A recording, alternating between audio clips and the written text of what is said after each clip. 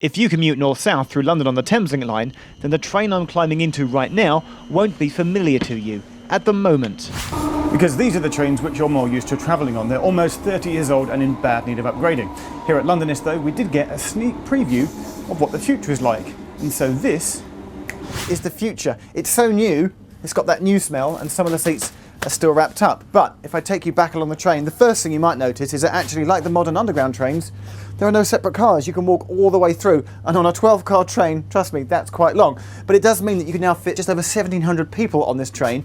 And they're saying that in the core section, which is in between Blackfriars and St Pancras, there'll be an 80% increase in the number of people that you can fit in the peak hours. The new Class 700 trains are 25% lighter than previous generation trains, 50% more energy efficient, and the design is based upon feedback from passenger research as well as train crews and maintenance staff. If we come through to here, to the vestibule area, there's two great things to notice. One is that the doors here are actually wider than your standard doors on any other commuter train in London. Somebody with luggage can be getting off at the same time that somebody can be getting on. We wanted to be sure that these are indeed going to be some of the widest doors on trains that you'll see in London.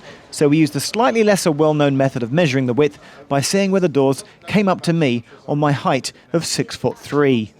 And up here, these are great, nice addition too. Modern LCD screens, so they're not the scrolling dot matrix ones which just say the next station is. In fact, these will be jam-packed full of information. There'll be a clock, it will tell you next station. It will also, and this is great, which I love, it will tell you, say, if the London Underground is suffering a good service or a bad service. So you'll know if you're changing, say, at Farringdon to get the tube, whether the tube is running properly or not before you get off the train. So if there is a problem, then maybe you can change direction and go a different way on your morning commute.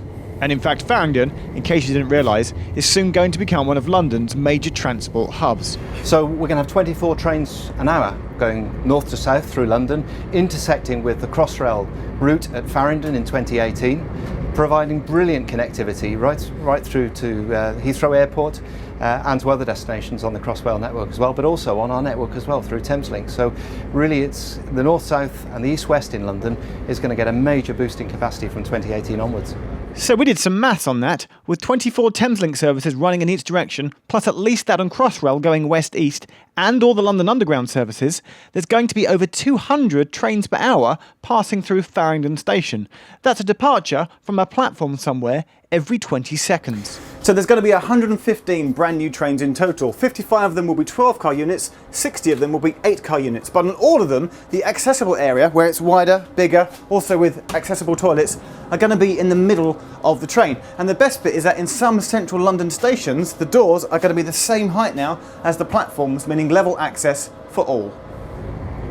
Why I think this is going to be a transformation experience for the passengers. If you look at the environment that we have, it's a very airy environment. We've got LED lighting, lots of seats, lots of space for luggage. So passengers with luggage, you know, it's always a problem.